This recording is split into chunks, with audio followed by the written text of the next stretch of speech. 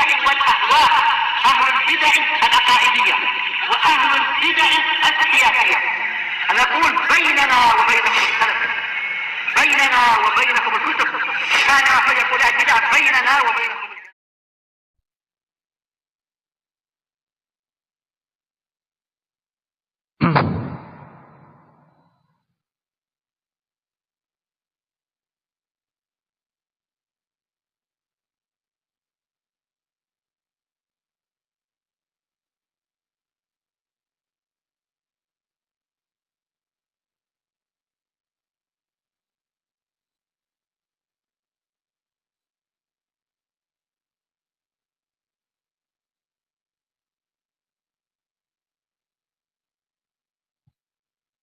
Bismillahirrahmanirrahim.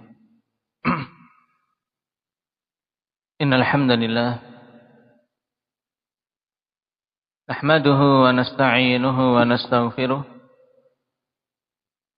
wa na'udzu billahi min shururi anfusina wa sayyiati a'malina. Man yahdihillahu fala mudilla lahu wa man yudlil fala hadiya lahu. Asyhadu an la ilaha illallah wahdahu la syarika lahu wa asyhadu anna Muhammadan 'abduhu wa rasuluhu sallallahu alaihi wa ala alihi wa ashabihi wa man tabi'ahum bi ihsan. Amma ba'd. Ikhwanil kiram rahimani wa rahimakumullah. Kita bersyukur pada Allah Subhanahu wa taala atas semua limpahan nikmat, baik yang zahir maupun yang batin, baik yang kita sadari maupun tidak. Karena nikmat-nikmat Allah Subhanahu wa taala, ikhwani fillah, begitu banyak jumlahnya, yang Allah Subhanahu wa taala sendiri telah menegaskan, wa in ta'uddu ni'matallahi la tuhsuha. Jika kalian ingin menghitung-hitung nikmat Allah Subhanahu wa taala, maka sungguh kalian tidak akan mampu untuk menghitungnya. Namun di antara nikmat terbesar yang hendaknya senantiasa kita ingat siang dan malam, bahkan dalam setiap gerak-gerik kita di dunia ini, akhwanifillah, jangan sampai luput dari mengingat nikmat tersebut dan mensyukurinya. Yaitu nikmat tatkala Allah Subhanahu wa taala pilih kita untuk bisa ridha dengan Islam sebagai agamanya. Demikian pula ketika Allah Subhanahu wa taala pilih kita untuk bisa ridha mengikuti sunnah Rasulullah sallallahu alaihi wasallam di tengah zaman yang semakin asing, di tengah zaman yang sunnah Rasulullah sallallahu alaihi wasallam semakin asing. Allah Subhanahu wa taala telah kabarkan kepada kita bahwasanya sebab untuk bisa lepas dari kerugian adalah dengan Islam. Sebagaimana dalam firman-Nya, "Wa may yabtaghi ghairal islami dina fala yuqbala minhu wa huwa fil akhirati minal khasirin." Siapa saja yang mencari selain Islam sebagai agamanya, maka tidak akan diterima, dan dia di akhirat termasuk orang-orang yang merugi. Sehingga tatkala seorang hamba bisa berislam, maka sungguh dia telah mendapatkan peluang besar untuk bisa keluar dari kerugian. Tinggal berupaya untuk menjauh dari sebab-sebab kerugian yang lain. Di antaranya adalah dengan menjauh dari mentaati syaitan. Karena syaitan, ikhwanifillah, adalah sebab dari semua kerusakan yang tidak akan mungkin untuk seorang hamba bisa menyebutkan jenis-jenis kerusakan itu, apalagi menyebutkan satu persatunya kerusakan yang muncul yang disebabkan oleh syaitan. Hal ini sebagaimana ditegaskan oleh Ibnul Qayyim rahimahullahu taala dalam kitab Al-Fawaid. Sehingga siapapun itu yang menjadikan syaitan sebagai temannya, syaitan sebagai yang diikutinya dan dituruti bujuk rayunya, maka mesti dia akan menjadi orang-orang yang merugi. Wa may yattakhidhi syaitana waliyyan min dunihi faqad khasira khusranan mubina. Siapa saja menjadikan syaitan sebagai wali selain Allah Subhanahu wa taala, wa may yattakhidhi syaitana waliyyan min dunillah faqad khasira khusranan mubina. Maka sungguh dia telah merugi dengan kerugian yang sangat jelas.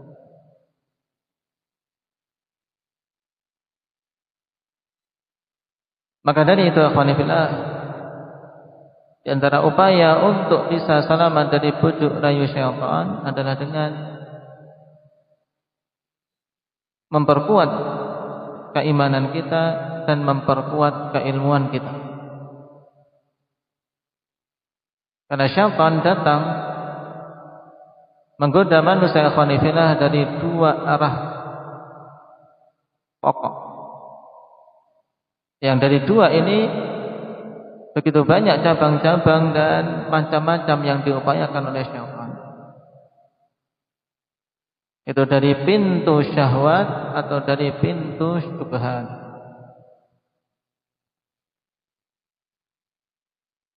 Syaitan menggoda dan masuk dari pintu syahwat.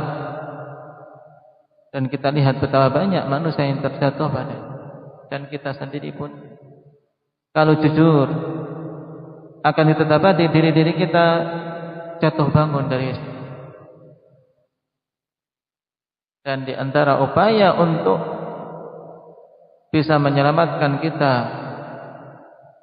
dari upaya syaitan melalui pintu ini adalah dengan menguatkan iman dan takwa. Menguatkan iman dan takwa. Adapun pintu yang kedua yaitu pintu syubhat, dengan menimbulkan kerancuan-kerancuan berpikir, menimbulkan was-was, sampai-sampai syaitan mengupayakan agar manusia ini was-was tentang apa? Tentang masalah penciptaan. La yazalu syaitan yaqulu li ibni Adam man khalaqa kadza man khalaqa kadza man khalaqa kadza hatta yaqul man khalaqa rabbak. Terus menerus syaitan membisikkan pada manusia, siapa menciptakan ini, siapa menciptakan ini, siapa menciptakan itu, untuk diseret kemana? Untuk diseret sampai pada pertanyaan, siapa yang menciptakan Allah? Siapa yang menciptakan Rabb? Maka Nabi SAW bimbingkan kapan saja seorang sudah terseret oleh waswas dari syaitan sampai tahapan ini untuk segera berhenti. Dan mengatakan amantu billah, aku beriman pada Allah Subhanahu wa taala dan minta perlindungan kepada Allah dari godaan syaitan. Tapi dari hadis tadi sangat jelas akhwan bagaimana syaitan menggiring manusia dari pintu syubhat agar terjatuh dalam kekufuran kepada Allah Subhanahu wa taala maupun kesyirikan. Dan pintu kekufuran atau kesyirikan ini kerugian yang tidak bisa terkirakan besarnya.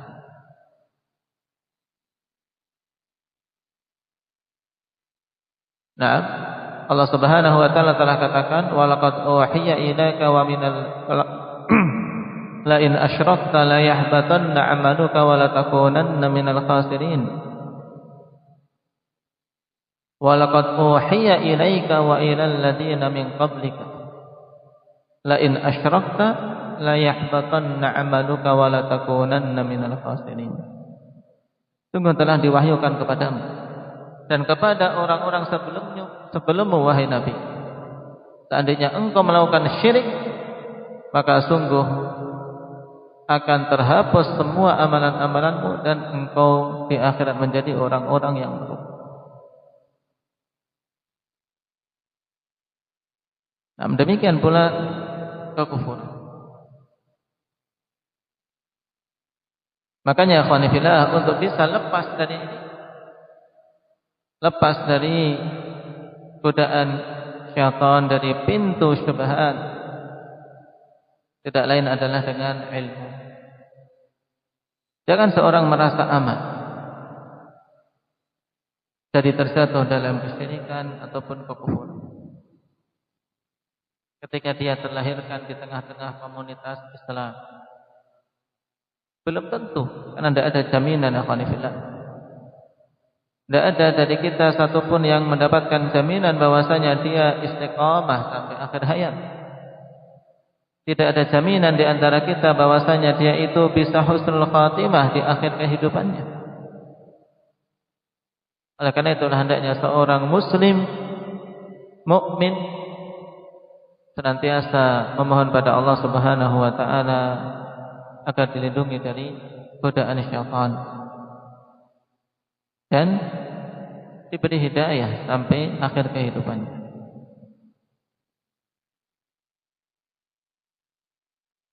Karena di sana ada kaum yang banyak, orang-orang yang banyak menghabiskan hidupnya, bahkan sebagiannya menimba langsung dari Nabi sallallahu alaihi wasallam.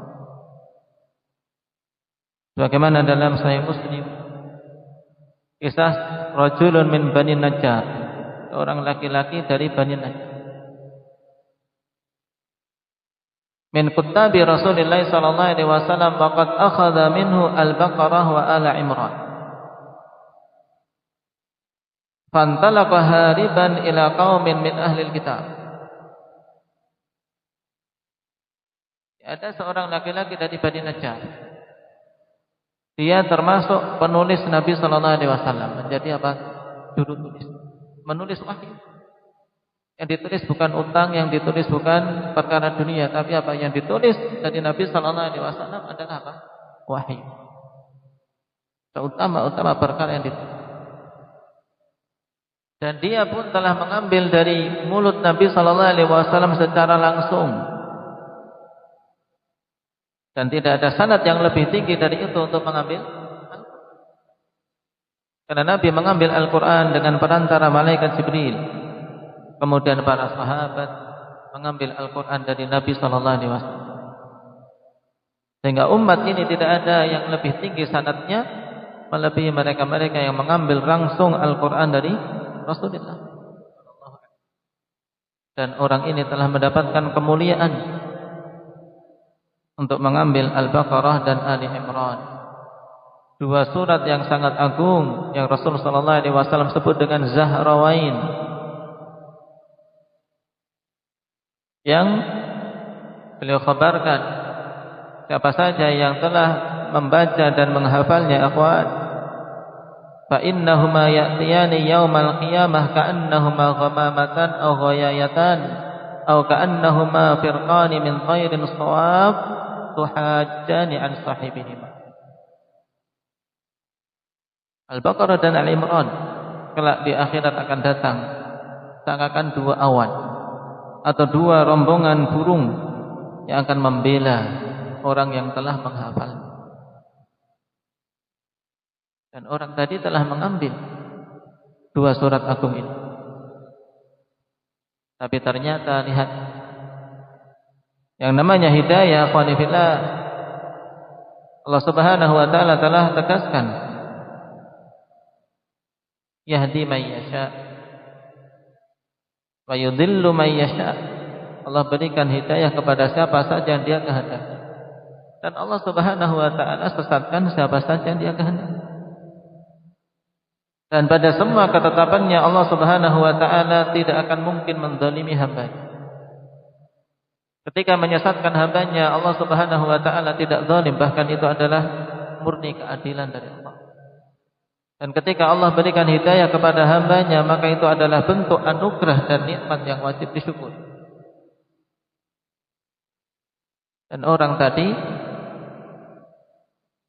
pergi melarikan diri, meninggalkan Rasulullah sallallahu alaihi wasallam dan bergabung dengan kaum dari ahli kitab. Sehingga di sana dia dielu-elukan. Ini orang dekatnya Muhammad telah kembali kepada agama kita, telah ikut pada agama kita, dielu-elukan, dimuliakan. Dunia dia dapat di sana, dan dimuliakan oleh ahlul kitab. Tapi lihat, Allah Subhanahu wa taala Maha bijaksana pada semua ketetapan. Tidak selang beberapa lama Allah Subhanahu wa taala cabut nyawa orang itu dalam keadaan dia berada di tengah-tengah ahlul kitab dan telah murtad. Murtad.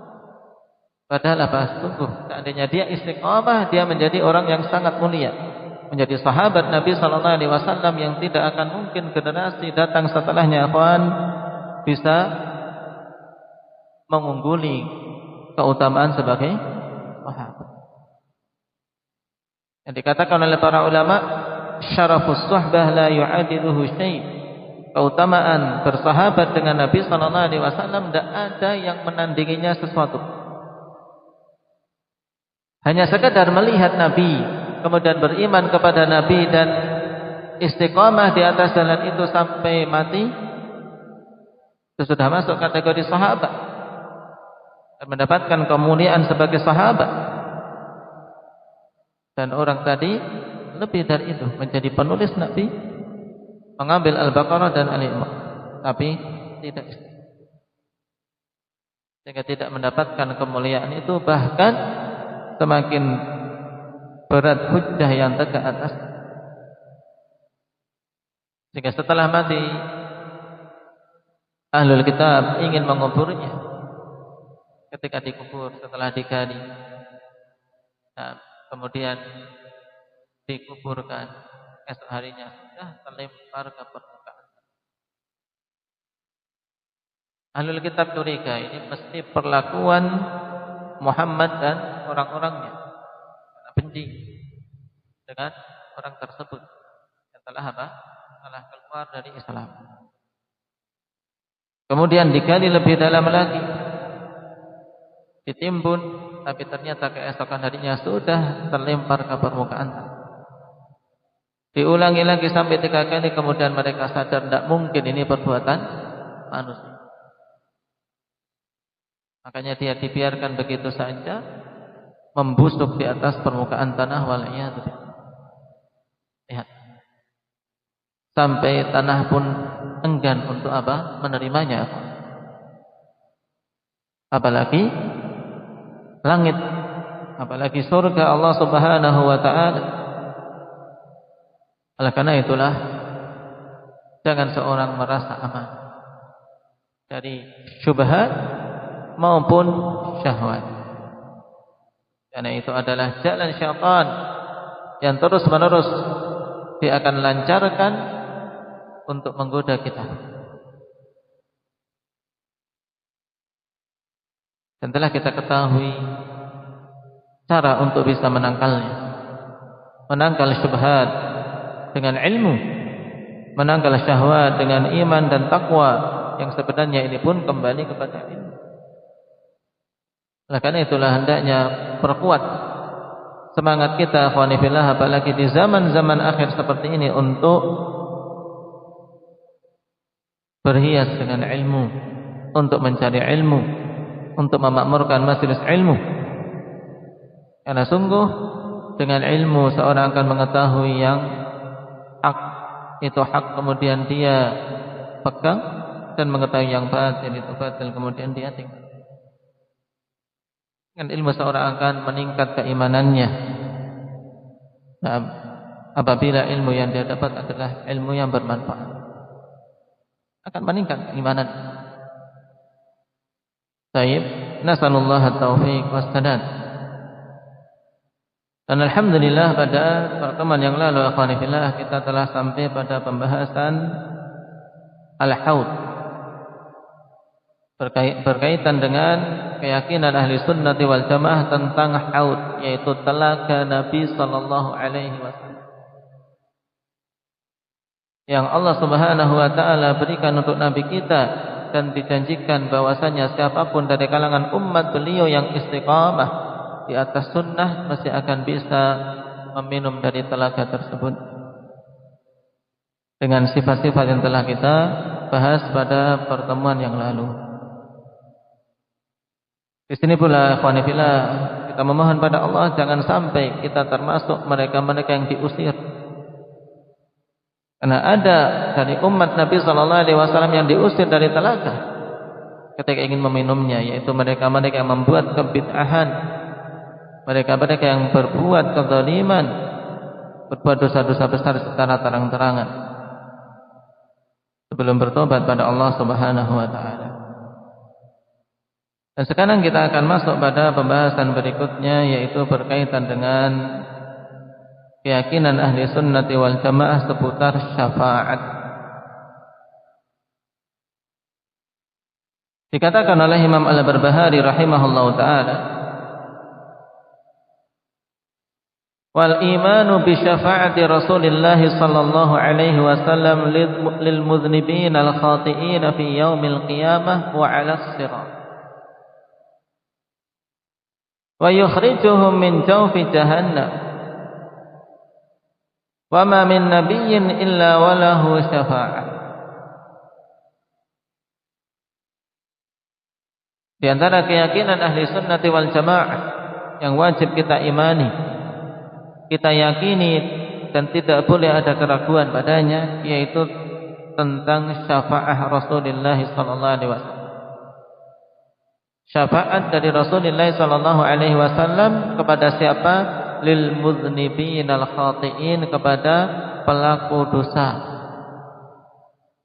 orang-orang yang berbuat kesalahan. Mereka akan mendapatkan syafaat dari Rasulullah sallallahu alaihi wasallam di hari kiamat dan ketika berjalan di atas sirat. Dan mereka akan dikeluarkan dari tengah neraka Jahannam.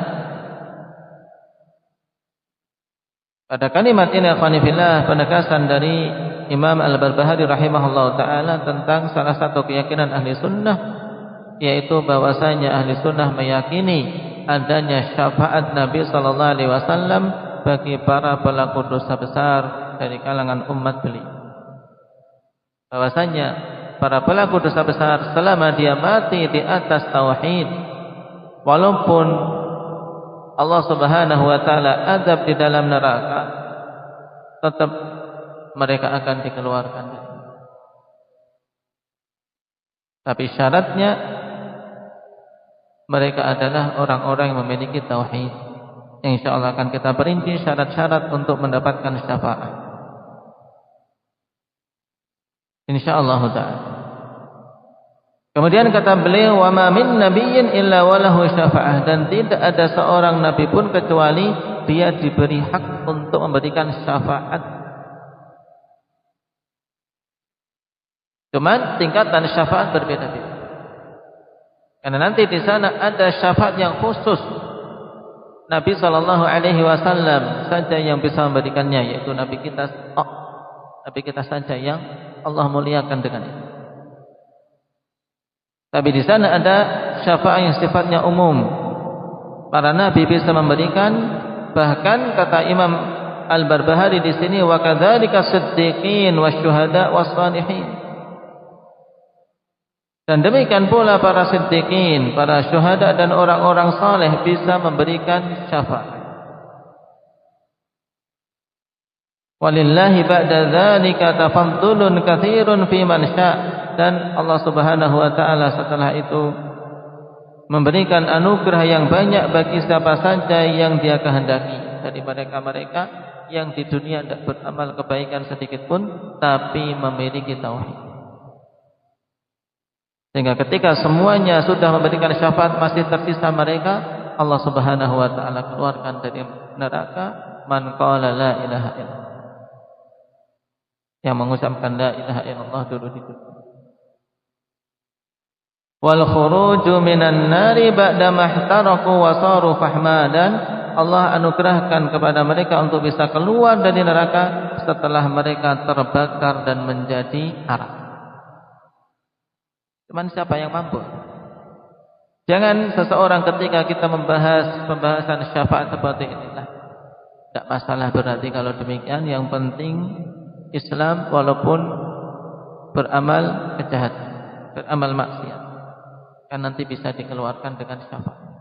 Ini orang-orang yang terkena apa? Tipuan iblis. Karena jangan seorang membayangkan ikhwanifillah, panas api neraka hanya sekadar panas api di dunia. Dan hukuman di neraka mungkin seperti siksaan di dunia, tidak tergambarkan sedikit pun, tidak ada bandingannya sedikit pun. Kalau panasnya saja Allah Subhanahu wa taala lipatkan 69 kali lipat lagi dari panas di dunia. Panas api yang ada kita mendekat ketika berkobar akhwan tidak mampu. Dan ini dilipat gandakan 69 kali lipat. Yang siksaannya Rasulullah sallallahu alaihi wasallam khabarkan, yu'ta bi an'ami ahli al-ardi min ahli an-nar fayughmasu fin nari ghamsatan wahidah. Didatangkan orang yang paling nikmatnya di dunia, sudah semuanya dirasakan kenikmatan di dunia, tidak pernah merasakan keburukan atau sakit sedikit. Yang paling nikmatnya di dunia dari kalangan penduduk neraka, kemudian dicelupkan ke dalam siksa neraka satu celupan saja. Dan ditanya, hal ra'aita khairan qad?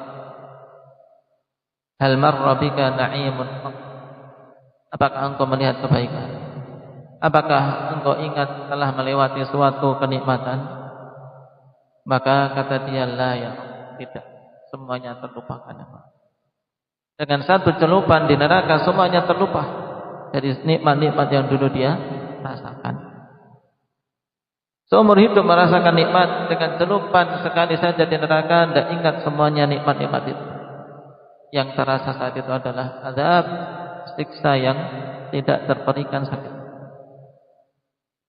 Makanya jangan sampai seorang terkecoh oleh syaitan ketika membahas tentang syafaat, berarti akhirnya juga akan keluar selama dia muslim. Ini adalah tipuan syaitan. Tapi hendaknya seorang muslim ketika membahas pembahasan yang seperti ini, akhwani fillah, ya untuk betul-betul mensyukuri nikmat Allah Subhanahu wa taala atas anugerah yang dia diberikan dan kelembutan kepada hamba-hambanya. Kemudian semakin bersemangat untuk beribadah padanya dan menjauh dari dosa-dosa dan pelanggaran larangan. Nah, berkaitan dengan pembahasan syafaat ini, akhwanillah. Nah, yang dibahas dalam kitab ini adalah berkaitan dengan syafaat fil akhirah. Syafaat di akhir. Karena dari sisi letaknya syafaat ada dua jenis, syafaat di dunia dan syafaat fil akhirah.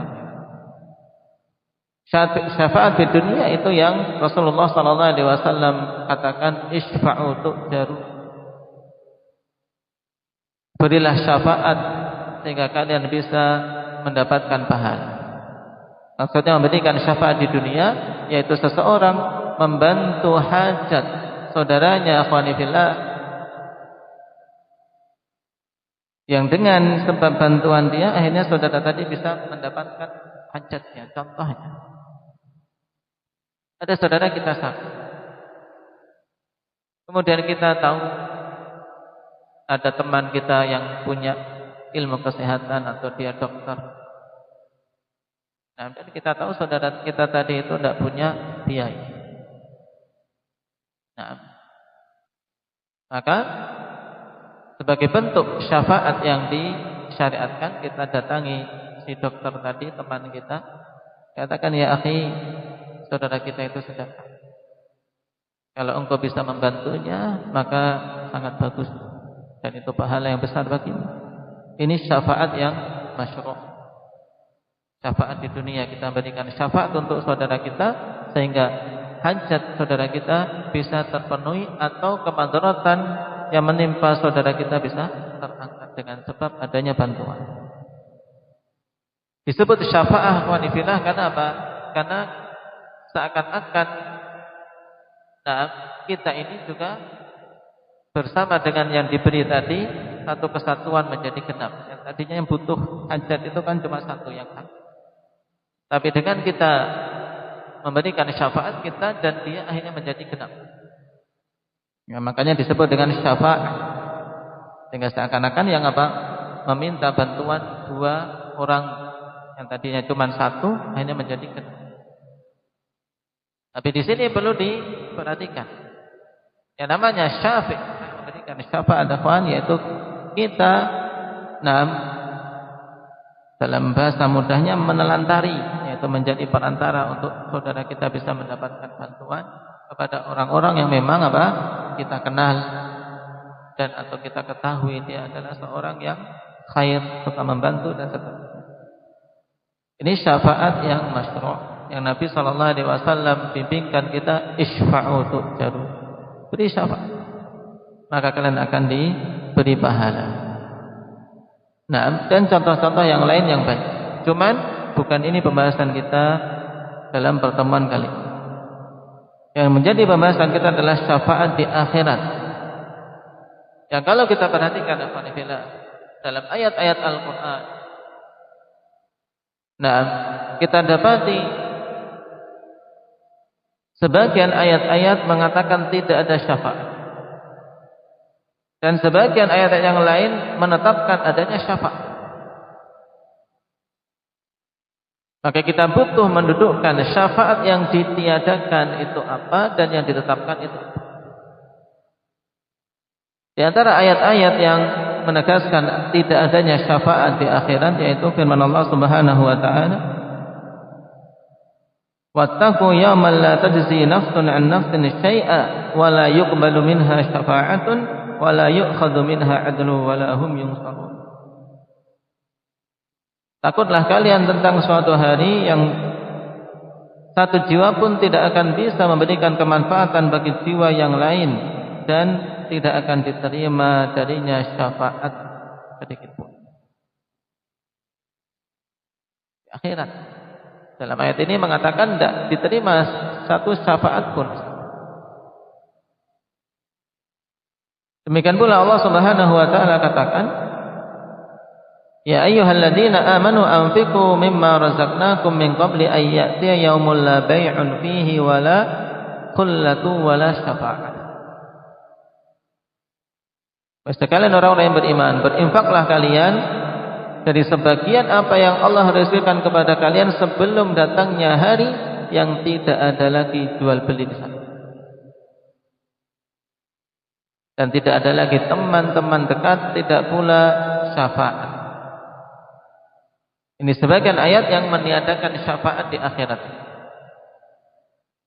Adapun ayat yang menetapkan adanya syafaat di akhirat di antaranya firman Allah Subhanahu wa taala, man dzalladzi yashfa'u 'indahu illa bi'idznih. Tidak ada yang bisa memberikan syafaat di sisi Allah kecuali dengan izin dari Allah. Demikian pula Allah Subhanahu wa taala katakan,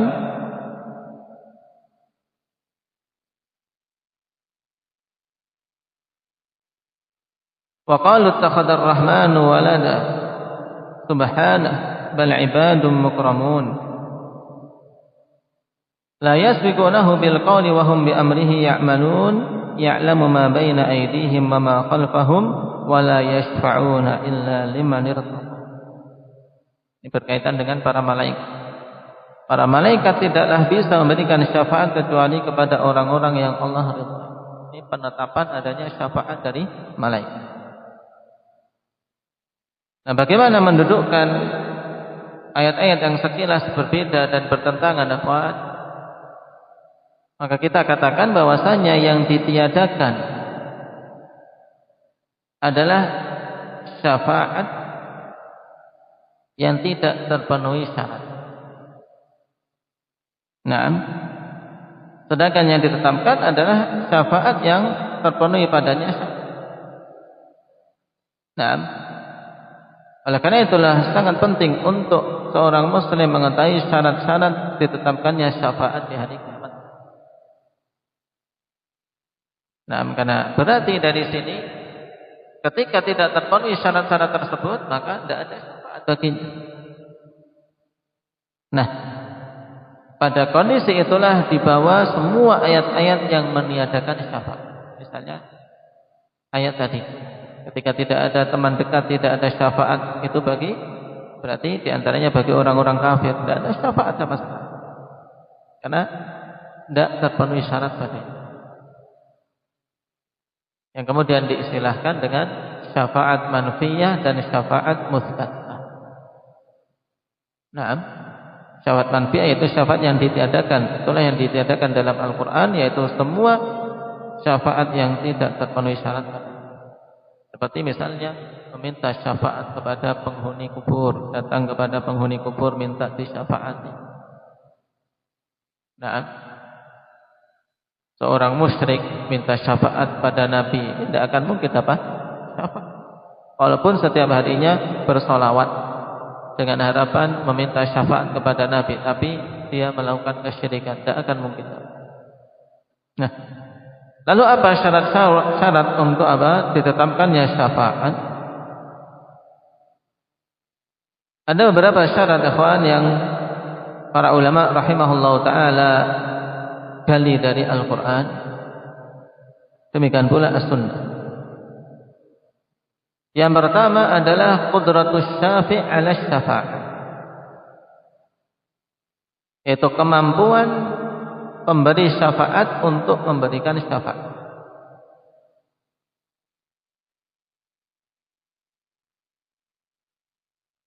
Sebagaimana Allah Subhanahu wa taala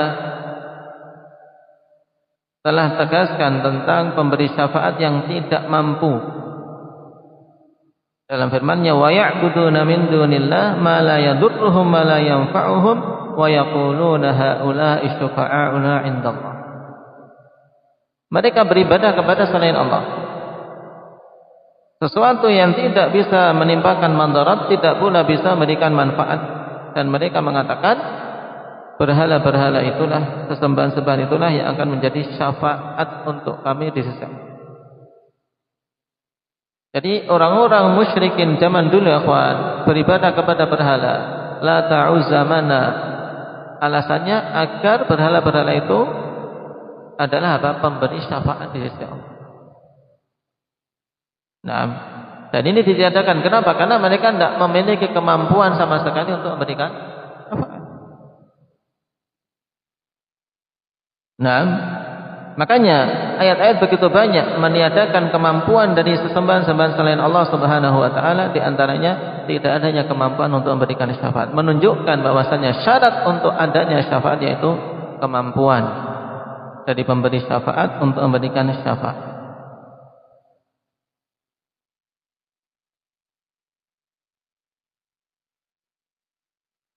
Makanya siapapun itu yang meminta syafaat kepada mayit-mayit, nah, kepada berhala-berhala, berarti dia telah meminta syafaat kepada yang tidak mampu, yang tidak memiliki kemampuan untuknya.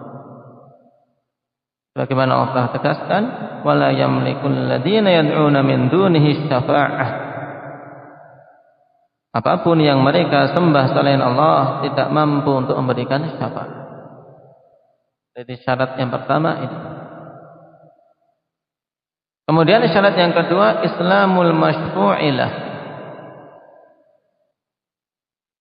yaitu keislaman yang diberi syafaat. Nah, itu syarat pokok.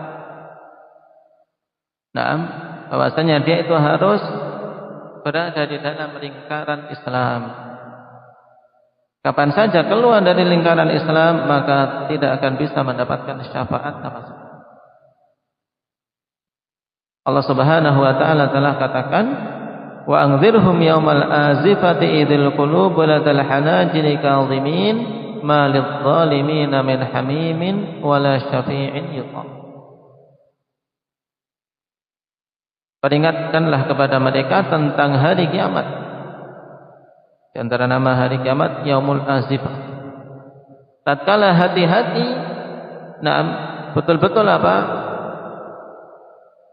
Merasa ketakutan. Hati-hati sangat takut pada hari tersebut. Tidak ada bagi orang-orang kafir teman dekat dan pemberi syafaat sedikit pun. Al-zalimin yang dimaksud di sini adalah zulmun akbar, yaitu orang-orang kafir.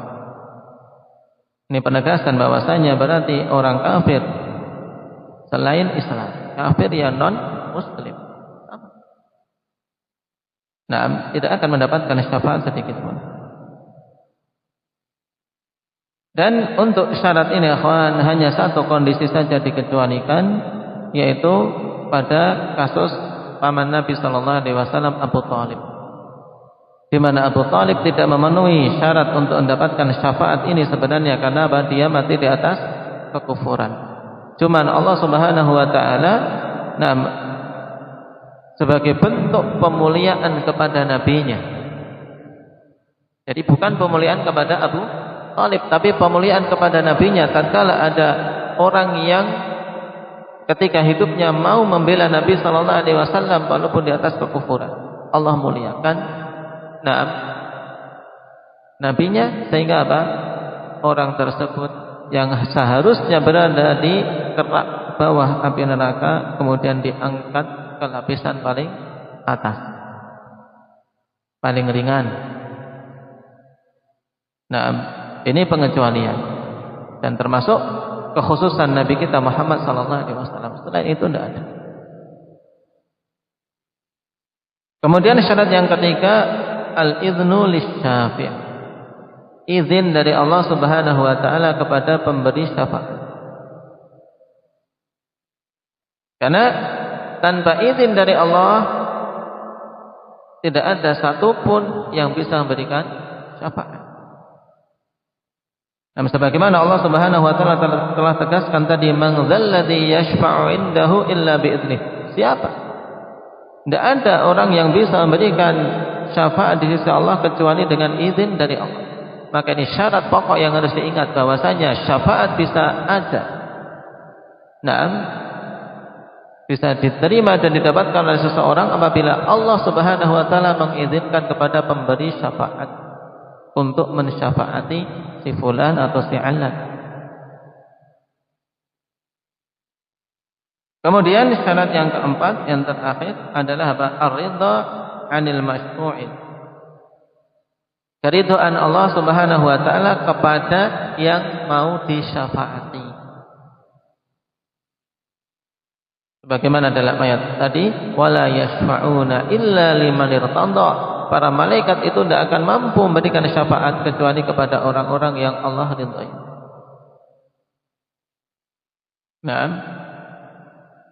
Nah, ini 4 syarat diterimanya syafaat. Berarti dari sini kita ketahui akhwani fillah, bahwasanya syafaat tidak akan mungkin ada untuk orang-orang kafir. Jelas tidak memenuhi syarat. Syafaat tidak mungkin bisa diberikan oleh berhala-berhala.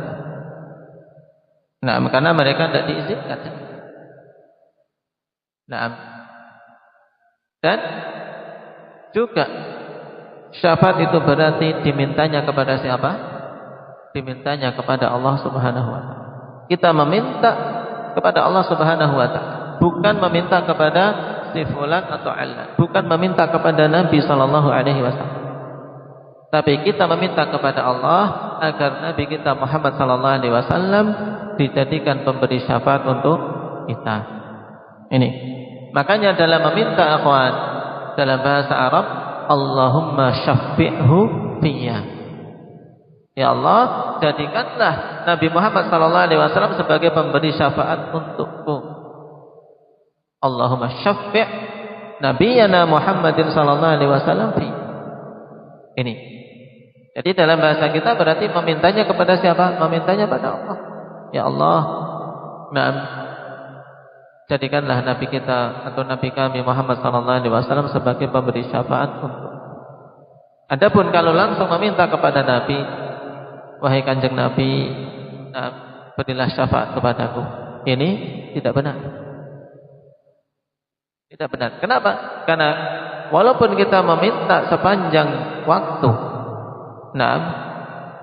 kalau Allah Subhanahu wa taala tidak mengizinkan, tidak akan dapat. Jadi kuncinya pada izin Allah Subhanahu wa taala dan keridhaan Allah kepada yang mau diberi. Berarti tinggal seorang ikhwan ketika berharap untuk mendapatkan syafaat dari Nabi kita Muhammad sallallahu alaihi wasallam kelak di akhirat.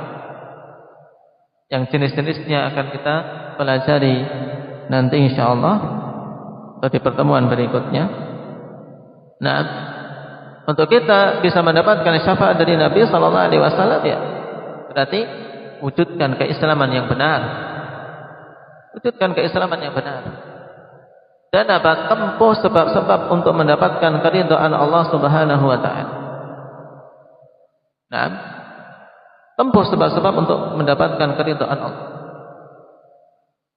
Nah, adapun mengucapkan ucapan-ucapan setiap harinya meminta syafaat pada Nabi atau bersolawat atas Nabi, tapi dia menempuh jalan dari jalan-jalan yang tidak Allah ridai, maka itu bukan langkah yang benar. Kenapa? Karena diberi tidaknya seorang hamba syafaat itu mutlak Allah Subhanahu wa taala yang menentukan. Makanya asy-syafi' mukramun bis-syafaat. Sebenarnya pemberi syafaat ini mereka kan tidak memilih orang-orang tertentu yang mereka kehendaki, tapi yang mereka mampu memberikan syafaat dengan izin dari Allah. Sehingga pemberi syafaat ini sebenarnya dialah yang dimuliakan oleh Allah Subhanahu wa taala. Asy-syafi' mukramun bis-syafaat. Makanya ketika Allah ingin memuliakan Nabi kita Muhammad sallallahu alaihi wasallam dengan pemuliaan yang tidak diberikan kepada rasul-rasul dan nabi yang lain, Allah jadikan dia pemberi syafaat di padang mahsyar yang disebut dengan syafaatul uzma.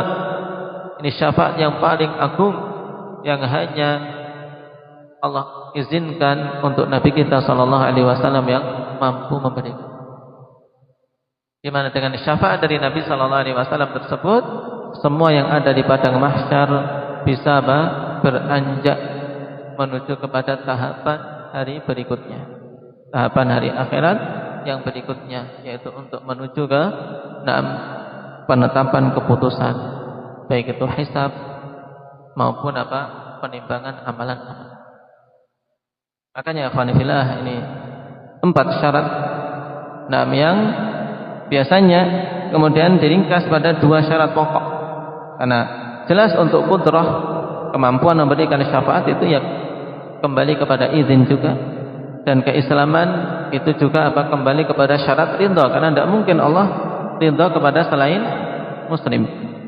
Makanya sebagian para ulama menegaskan 2 hal pokok saja dari syarat syafaat, yaitu izin Allah Subhanahu wa taala kepada pemberi syafaat untuk bisa memberikan syafaat, dan keridhaan Allah kepada yang diberi syafaat.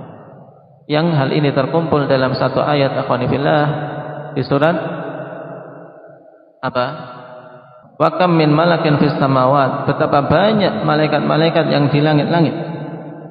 La tughni syafa'atuhum syai'an, tidak bermanfaat syafaat mereka sedikit pun. Tidak bermanfaat syafaat para malaikat, kecuali bagi siapa?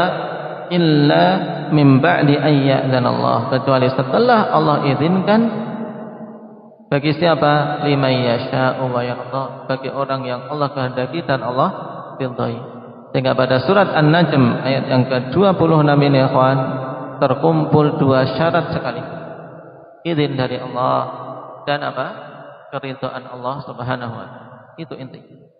Jadi kalau kita mengharapkan syafaat dari Nabi kita Muhammad sallallahu alaihi wasallam, maka ini yang harus ditempuh, yaitu menempuh jalan yang Allah ridhai. Dengan melaksanakan apa-apa yang Allah Subhanahu wa taala perintahkan, dan menjauhi larangan-larangannya, juga dengan mensyukuri nikmat-nikmatnya. Karena di antara sebab keridhaan Allah adalah syukrun nikmah. Allah Subhanahu wa taala katakan,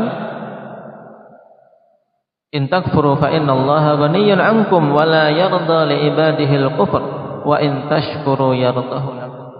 Jika kalian kufur, Allah Subhanahu wa taala tidak butuh pada kalian. Memang ketika kalian kufur Allah terugikan, tidak. Maka Allah tegaskan, jika kalian kufur Allah tidak butuh pada kalian. Allah Maha Kaya. Tapi Allah tidak ridha dengan kekufuran tersebut. Dan in tashkuru yardahu lakum. Jika kalian mau bersyukur pada Allah, maka Allah akan ridha kepada kalian. Maka wujudkan hal ini akhwani fillah, untuk seorang hamba dalam hidupnya senantiasa mengupayakan kesyukuran dalam semua bentuknya. Dan tidaklah kita beribadah pada Allah, memperbagus ibadah, kecuali bentuk kesyukuran. Dan sungguh Allah telah muliakan kita dengan Islam ini, dengan sunnah. Kalau kita tidak memperbagus ibadah, maka sungguh khawatir kita bukan termasuk orang-orang yang bersyukur. Karena Nabi SAW mewujudkan kesyukuran dalam ibadah yang sangat bagus, ibadah yang sangat semangat, beribadah sampai pecah-pecah kaki beliau. Nah, dan kita pun berupaya untuk memperbagus ibadah dari hari ke hari, bertambah umur, berupaya untuk menambah dan memperbagus peribadatan kita kepada Allah Subhanahu wa taala, dengan harapan semoga Allah Subhanahu wa taala berikan karunia kepada kita untuk bisa husnul khatimah.